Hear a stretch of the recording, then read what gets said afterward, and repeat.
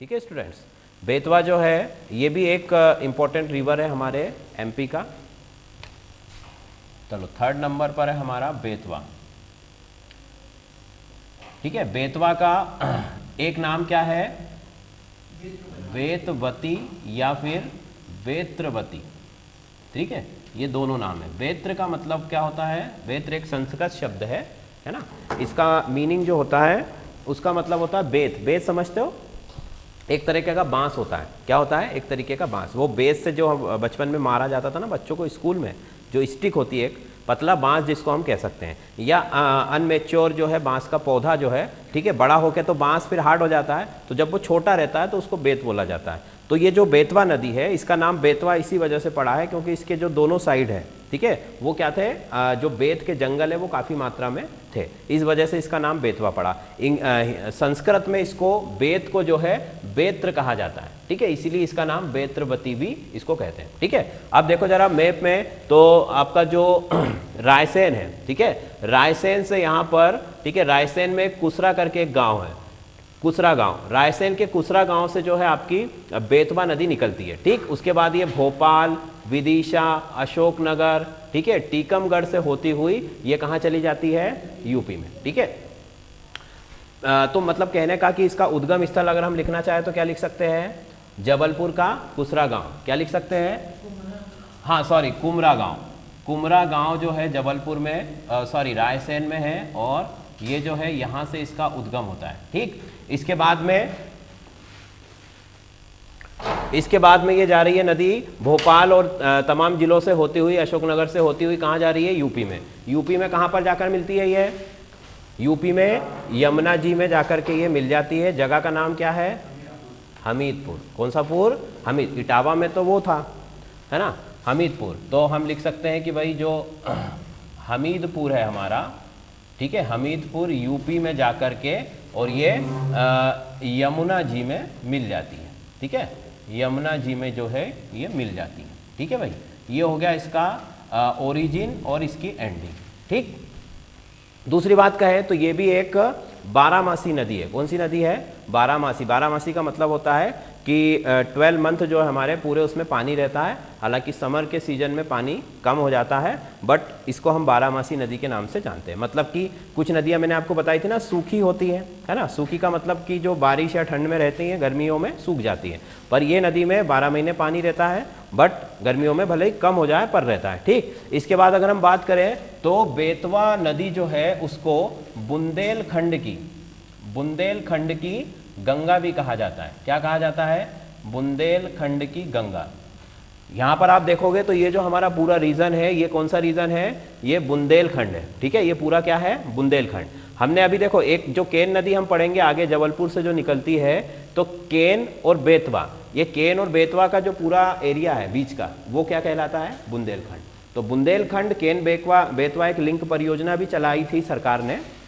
ठीक है, हालांकि वो अभी तक स्टार्ट नहीं हो पाई है, अटकी हुई है, बट अगर वो योजना शुरू होती है तो बुंदेलखंड को उससे बहुत ज़्यादा फायदा मिलेगा। तो बुंदेलखंड की गंगा के नाम से भी इस नदी को जो है हम जान सकते हैं। ठीक, इसके बाद में आगे हम इसके बारे में और क्या लिख सकते हैं? देखो एमपी में और यूपी में जा रही है, निकल कहाँ से रही है हमारी बेतवा जो है? आपके यूपी से, सॉरी अपने एमपी से निकल रही है। ठीक है, मतलब कि जो बेतवा नदी है हमारी एमपी से निकल करके फिर यूपी में जाती है। ठीक है, लंबाई की अगर हम इसकी बात करें बेतवा की, तो बेतवा की जो टोटल लंबाई है, टोटल लंबाई जो है वो है 590 किलोमीटर। कितनी है? 590 किलोमीटर, जिसमें से 358 किलोमीटर ये एमपी में है और 358 किलोमीटर यूपी में है, और बाकी का जो रेस्ट अमाउंट है वो किस में है?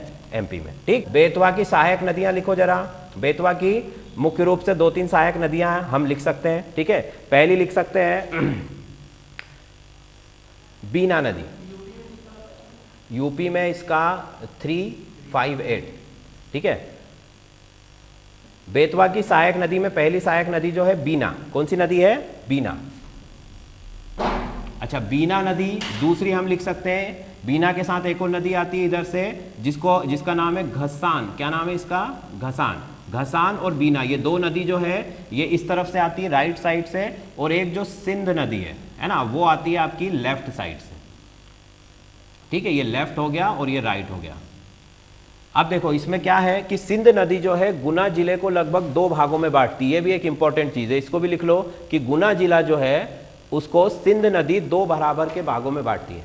वो एक उधर सिंधु नदी है ना, सिंधु नदी दूसरी है, ये सिंध नदी है। तो सिंध नदी गुना जिले को क्या कर रही है, 2 इक्वल पार्ट्स में डिवाइड कर रही है। ठीक, अब बीना नदी पर यहां पर क्या है, सागर जिले में, सागर जिले में आप देखोगे ये रहा हमारा सागर जिला। सागर जिले में जो बीना नदी आगे जाकर के और हमारी बेतवा से मिल जाती है, तो बीना जो नदी है वहां पर एक जलप्रपात बनाती है सागर जिले के अंदर। ठीक है, कहां पर बनाती है, तो उसको मैं लिख देता हूं कि सागर जिले के राहतगढ़ में, ठीक है, सागर जिले के राहतगढ़ में भालाकुंड करके एक जगह है। कौन सी जगह है, भालाकुंड। वहां पर यह जलप्रपात बनाती है जो कि लगभग 38 मीटर का इसकी हाइट है। ठीक है, सागर जिले के राहतगढ़ में भालाकुंड एक जगह है, वहां पर 38 मीटर का एक जलप्रपात बनाती है। जलप्रपात बनाती कौन सी नदी, बेतवा की सहायक नदी है, हेल्पिंग रिवर है बीना। ठीक, वाटरफॉल। ठीक है, वाटरफॉल का फॉर्मेशन करती है। चूंकि ये बहुत ही क्या है, एक टूरिस्ट स्पॉट है, मतलब पिकनिक स्पॉट है, और मानसून के सीजन में ये बहुत ही जो है अट्रैक्टिव हो जाता है, और यहाँ पर पर्यटन स्थल जो है बहुत ज़्यादा मानसून के टाइम पर बहुत भीड़भाड़ वाला इलाका बन जाता है। ठीक है, तो बीना की बात कर ली हमने। सिंध को मैंने बताया, सिंध क्या करती है, गुना जिले को 2 भागों में बांटती है। क्या करती है, गुना जिले को लगभग 2 इक्वल पार्ट्स में डिवाइड करती है। ठीक है भाई, अच्छा, फिर बेतवा नदी के बारे में आगे हम चले। जलप्रपात हमने बता दिया सागर जिले में है, हाँ, परियोजना है ना, इतना हो गया सबका। अब परियोजनाओं की बात करो तो इस पर ज़्यादा कोई परियोजना नहीं है। एक तो वही परियोजना है हमारी बेतवा माता टीला है, और दूसरा एक राजघाट है ना। राजघाट और माता टीला ये 2 परियोजनाएं जो है बेतवा नदी पर है, उनके बारे में हम बात कर लेते हैं। हाँ, और भी बहुत सारी हैं, पर जो मुख्य परियोजना है वो 2 है, माता टीला और राजघाट। एक और परियोजना है जो बेतवा और केन लिंक परियोजना है। ठीक है, जो अभी स्टार्ट ही नहीं हुई है, इस वजह से उसको हम नहीं पढ़ते हैं। तो आगे चले तो अगली हेडिंग डाल दीजिए परियोजना। परियोजना का मतलब प्रोजेक्ट्स है ना। बेतवा से रिलेटेड कौन कौन से प्रोजेक्ट्स हैं वो बता देते हैं हम। बेतवा से रिलेटेड प्रोजेक्ट्स हैं, पहला प्रोजेक्ट है हमारे पास राजघाट। ठीक है, राजघाट प्रोजेक्ट है। राजघाट प्रोजेक्ट बेतवा पर बनाया हुआ है, और माता टीला ये भी बेतवा पर ही बनाया हुआ है। राजघाट प्रोजेक्ट आपको किस जिले में है भाई, ये है अशोकनगर में। कहां पर है ये, अशोकनगर में। ठीक है, अशोकनगर में आपका राजघाट है, और ये भी जो है दोनों पर्पज से लिए बनाया गया। हम लिख देते हैं यहाँ पर, पहली चीज तो कहां पर है ये, अशोकनगर में, मध्य प्रदेश का एक जिला है। दूसरी, इसका मेन पर्पज क्या है, irrigation plus production of electricity. ठीक है, इरिगेशन और इलेक्ट्रिसिटी मतलब कि विद्युत का निर्माण करना और सिंचाई करना, ये इसके 2 मुख्य कार्य है जो कि बांध के जनरली होते हैं। ठीक है, जो बड़े बांध होते हैं थोड़े से, उनमें हम बिजली भी बना सकते हैं, और जो छोटे होते हैं आप तो इतना ध्यान रख सकते हो कि जिस बांध का हाइट जो है वो 30 मीटर से अगर ज़्यादा है तो वहाँ पर फिर ऑब्वियसली क्या बनेगी, विद्युत उत्पादन होगा।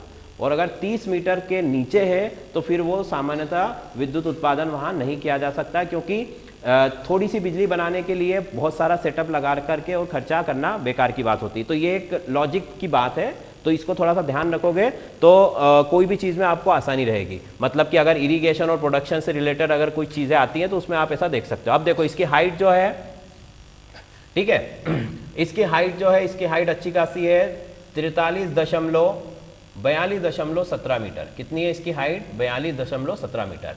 बिजली उत्पादन की अगर हम बात करें, ये हो गई इसकी ऊंचाई, है ना, ये हो गई इसकी ऊंचाई, ये हो गई हाइट। ठीक, अगला अगर हम बात करें इसमें कितनी बिजली उत्पादन होती है, तो इसमें जो है लगभग 15 मेगावाट की 3 टरबाइनें लगी हुई है। ठीक है, 15 मेगावाट की 3 टरबाइनें, मतलब कुल मिला के 45 मेगावाट जो है विद्युत का उत्पादन यहाँ पर किया जाता है। ठीक है, 15 मेगावाट की 3 टरबाइन्स यहाँ पर फिक्स्ड है, और 45 मेगावाट जो है यहाँ पर उत्पादन किया जाता है। ठीक है, इसके अलावा जो है ये क्या करता है, इसके अलावा ये सिंचाई का काम भी करता है, आसपास के क्षेत्रों में इससे सिंचाई भी की जाती है। ठीक है, और बिजली भी बनाई जाती है। चलो, तो ये हो गई हमारी अशोकनगर राजघाट परियोजना, ठीक है। इसके बाद अगली परियोजना जो हमारी वो कौन सी है, वो है माता टीला। माता टीला कहाँ पर है भाई, माता टीला कहाँ पर है, माता टीला जो है वो देवगढ़ से 93 किलोमीटर दूर है। कहाँ पर है, देवगढ़ से 93 किलोमीटर दूर है और जगह का नाम क्या है, ललितपुर। कहाँ पर है ये, ललितपुर, ठीक है, ललितपुर में स्थित है, इसकी जगह है ललितपुर में स्थित है, ठीक है।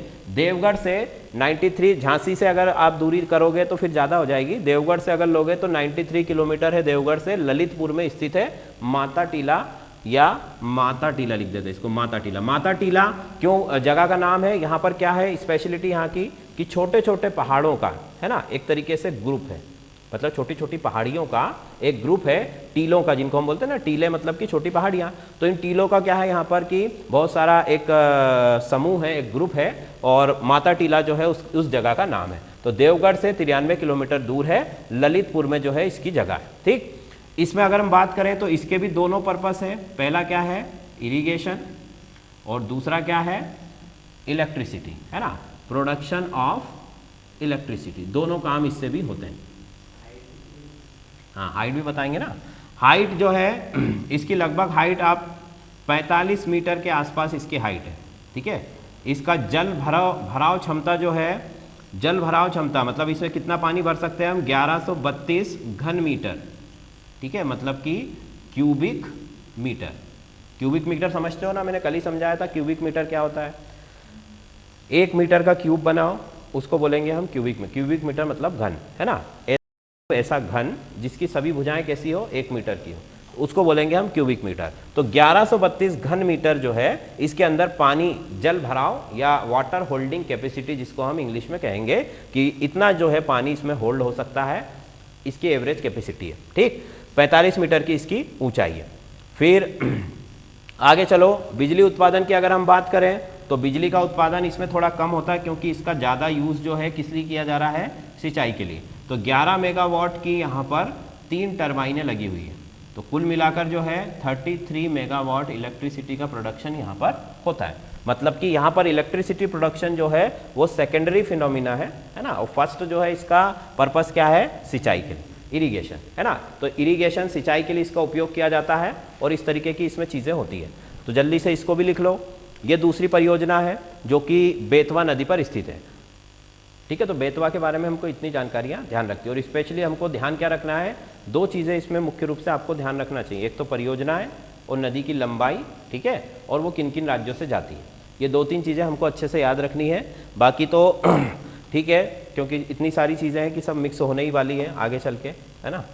जब आप लोग पढ़ोगे तो इसलिए आप भले ही नॉलेज जो है, देखो वैसे तो बहुत ज़्यादा आपको नॉलेज लेने की बहुत आवश्यकता है जिस तरीके की हमारी एग्ज़ाम है, पर जितना हम अच्छे से क्लियर याद रख सकें, और कुछ चीज़ें ऐसी होती हैं जो हम लॉजिक के थ्रू भी सॉल्व कर सकते हैं, है ना। अब जैसे जगह का नाम है वो तो हमको रटना ही पड़ेगा, और मैप का हमारे अंदर हमेशा ध्यान देना चाहिए हमें कि मैप पर हम कहाँ पर चल रहे हैं। तो मैप अगर आपको ध्यान रहेगा तो देखो, जैसे मैप ने हमने कहा कि ये नदी यहाँ से यहाँ तक जा रही है, तो एक भी आपको डिस्ट्रिक्ट याद रह गया, जिला याद रह गया, है ना, उसमें से, तो फिर हम उसका पूरा लिंक जो है हमारे वापस जो है क्लिक हो जाएगा। बात समझ में आ रही है। और पूरा अगर हम रट्टा मारेंगे तो एक चीज़ गई तो पूरी गायब हो जाएगी, है ना। इसलिए ये जो मैप है हमारा एमपी का, ये पूरा हमारे ध्यान में रहना चाहिए। कोई भी जब भी हम जियोग्राफी पढ़ रहे हैं तो मैप के बिना आपका जो विजुअल है वो बहुत ही स्ट्रांग होना चाहिए।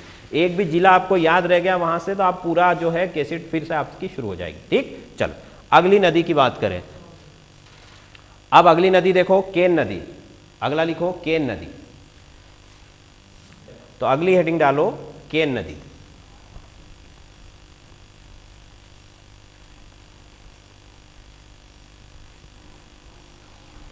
मध्य प्रदेश की एक और महत्वपूर्ण नदी है जिसका नाम है केन रिवर या केन नदी, ठीक है, केन नदी। केन नदी के कई सारे नाम हैं, ठीक है। एक नाम इसका है कर्णावती, कर्णावती, ठीक है। एक नाम है इसका कैनास, इस तरीके के इसके कई सारे नाम हैं। तो बेसिकली ये केन नदी के नाम से जानी जाती है और उसके कई उपनाम भी यहाँ पर हम देख सकते हैं, ठीक। केन नदी कहाँ से निकलती है, जबलपुर से। जबलपुर में कहाँ से निकलती है, हाँ, तो ये जबलपुर, अगर परफेक्ट जगह का नाम बताओ तो मैं ये है अहिरगवन, जगह का नाम क्या है, अहिरगवन जगह से निकलती है, और विंध्याचल, विंध्याचल पर्वतमाला से निकलती है, विंध्याचल पर्वतमाला से निकलती है।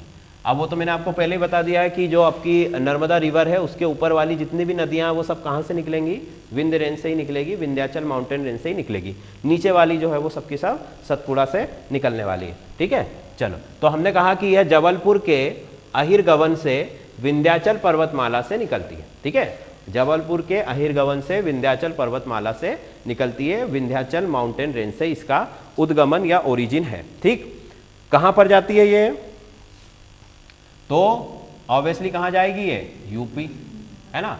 यूपी में कहां जाती है, यूपी में बांदा जिला, कौन सा जिला, बांदा जिला के चीलतारा, कौन सा नाम है इसका, चीलतारा गांव में जाकर के ये किससे मिल जाती है, यमुना नदी से मिल जाती है। ठीक है, मतलब कि केन नदी, बेतवा नदी और चंबल नदी, ये तीनों नदियां यमुना की सहायक नदियां हैं। ठीक, और यमुना किसकी सहायक नदी है, यमुना किसकी सहायक नदी है, गंगा जी की। आगे जाकर यमुना जी कहाँ मिल जाती है, गंगा में।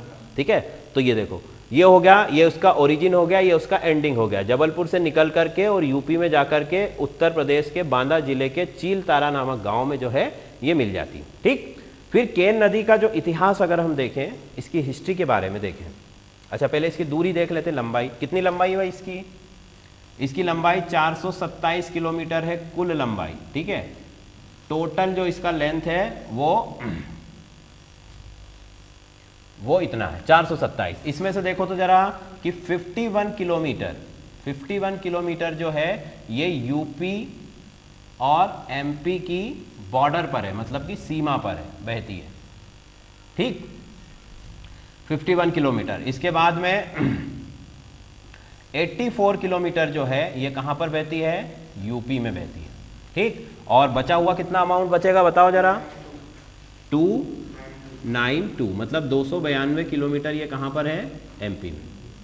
ठीक है भाई, तो टोटल लेंथ जो है इसकी 427 किलोमीटर, मतलब जहां से निकली और जहां पर गिरी है वहां तक की लेंथ 427 है। 51 किलोमीटर, इधर देख लो जरा मैप में एक बार, देखो मैप में कहां पर दिखाई दे रहा है हमें, ये रहा हमारा जबलपुर, है ना। यहां से ये नदी निकल रही है, जबलपुर के बाद से ये दमोह, है ना, दमोह होती हुई और छतरपुर होती हुई, और ये छतरपुर और पन्ना की बॉर्डर भी बनाती है।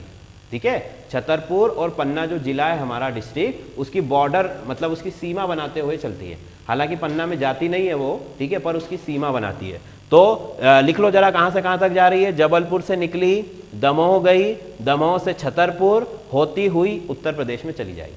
ठीक है, 3 जिले ही हैं बस, ज्यादा नहीं है इसमें, जबलपुर, दमोह, छतरपुर और फिर उत्तर प्रदेश। ठीक, चलो अगली लाइन लिखो।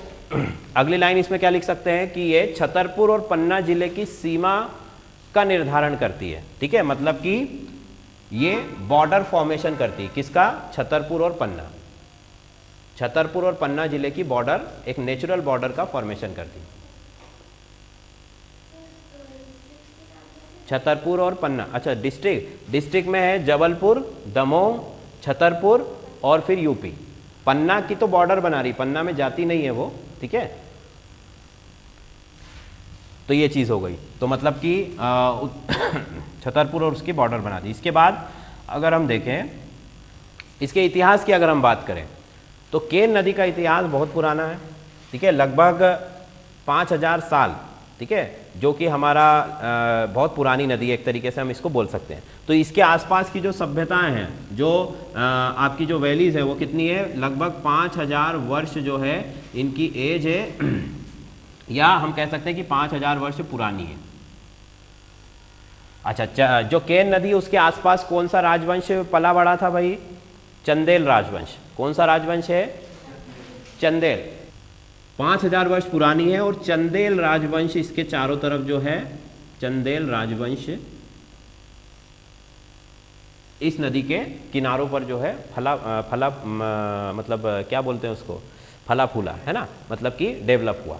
डेवलपमेंट जहाँ पर जो है इस नदी की वजह से, और बहुत पुरानी नदी है ये भी, चंदेल राजवंश जो है, और हिंदुस्तान की जो है सभ्यता लगभग 6 से 7 हज़ार साल पुरानी है। उसमें से ये नदी का जो इतिहास मिलता है वो 5,000 लगभग साल। अच्छा, फिर एक और इसमें इंटरेस्टिंग बात है कि जहाँ से ये निकलती है ना, वहाँ पर पहाड़ों में एक दरार है, जिसमें कि ऐसे ही सुन लो एक कहानी जैसे, कि जहाँ से ये निकलती है, कहाँ से, अहिरगवन। अहिरगवन में जो विंध्याचल पर्वतमाला है, इसके उद्गम के निकट, मतलब कि इसका जो ओरिजिन है उसके पास ही में पहाड़ों में एक दरार है।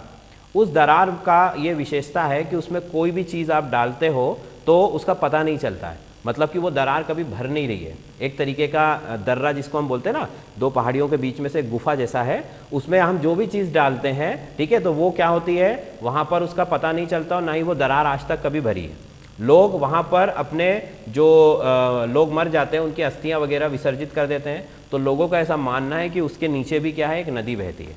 और मुगल जो सम्राट हुआ करते थे, है ना, जो मुस्लिम लीडर आपके जो शासक थे, उन्होंने भी लोगों को जब वो मारते थे, मतलब है ना, तो उसको लाशों को उसमें फेंक दिया करते थे, जिसकी वजह से उन लाशों का भी पता नहीं चलता है वहाँ से, वो सब नीचे नदी में या पता नहीं अंडरग्राउंड कहाँ जाती है, एक रहस्य की बात है। ठीक है, तो उस जगह पर आप यहाँ पर उसका आप मैंने इसलिए जिक्र किया क्योंकि वो कहाँ पर है, वो अहिरगवन की पहाड़ियों में ही स्थित है ना। वो दर्रा है जिसकी विशेषता क्या है, जिसके अंदर आप कोई भी ऑब्जेक्ट या कोई भी चीज़ डालते हो तो उसका कोई भी पता नहीं चलता और ना दरार वो आज तक भरी भी नहीं है। ठीक है, ये उसकी विशेषता है। ठीक, चलो अब इसमें हम वाटरफॉल्स की बात कर लेते हैं। 2 वाटरफॉल्स इसमें फेमस है।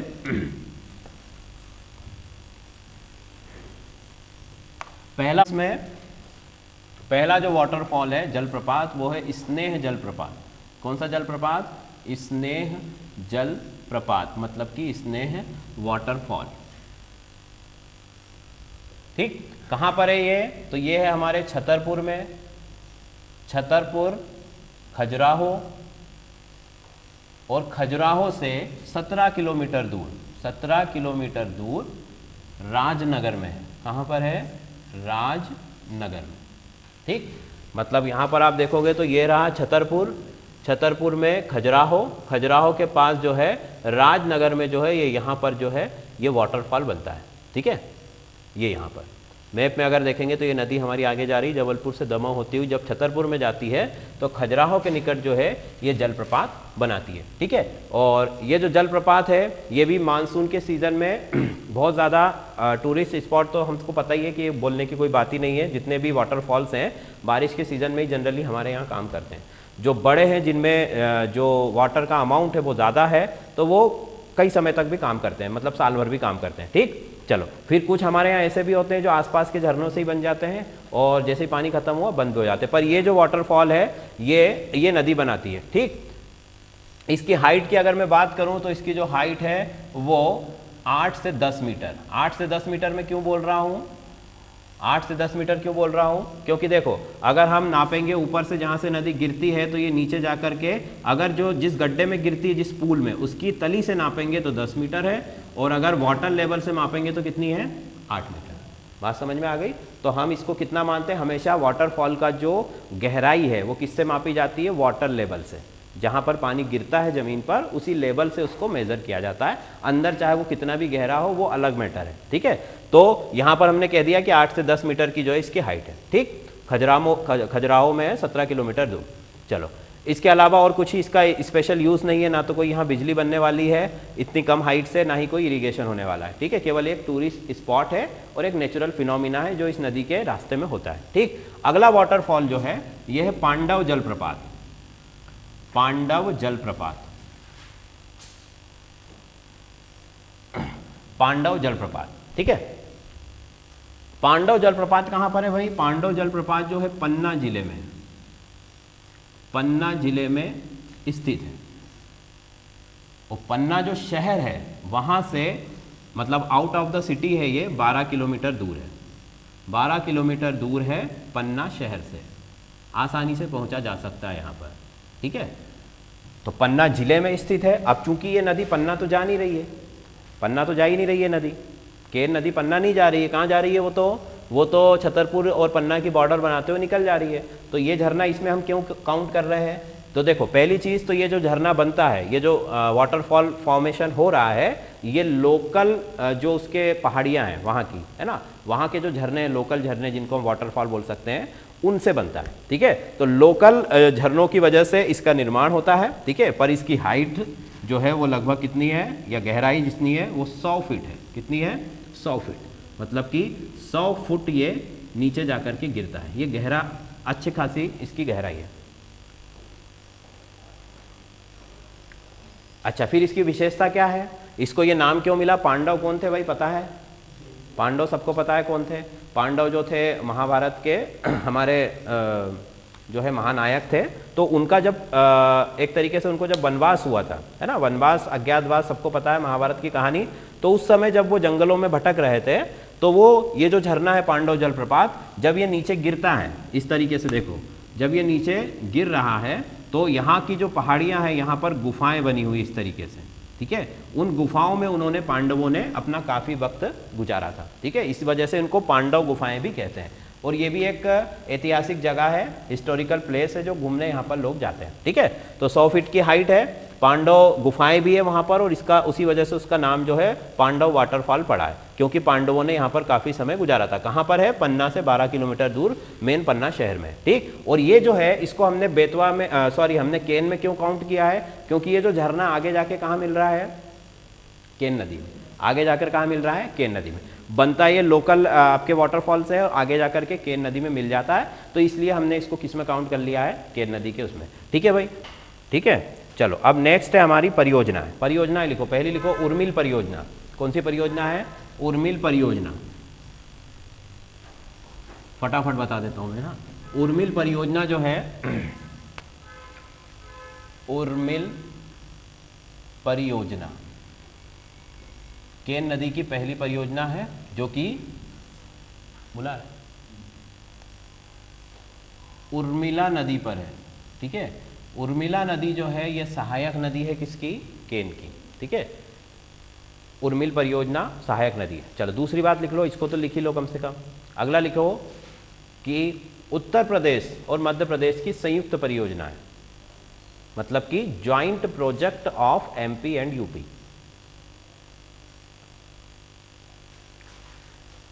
MP and UP.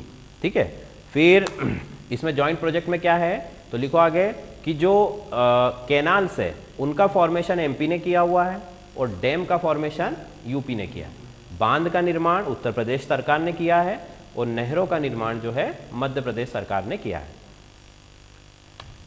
कुल मिलाकर के 427 किलोमीटर लंबी नहरें हैं, कैनाल है।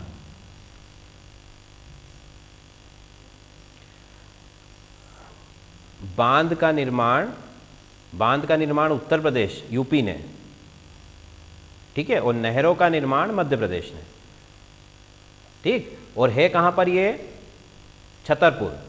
छतरपुर कानपुर जो मार्ग है उसके निकट है, मतलब कि जो छतरपुर कानपुर का जो रास्ता है, हाईवे है जिसको हम कह सकते हैं, हाईवे के नियरेस्ट है, पास में है। अच्छा, फिर एक और चीज इसमें देख लो, तो इसमें 60-40 का जो है डिवाइड रेशो है, मतलब कि 60% पानी जो है मध्य प्रदेश जाता है और 40% पानी उत्तर प्रदेश, मतलब कि यूपी 40% और एमपी 60%। इस तरीके से पानी का बंटवारा होता है, जल का वितरण होता है। 40% उत्तर प्रदेश और 60% मध्य प्रदेश।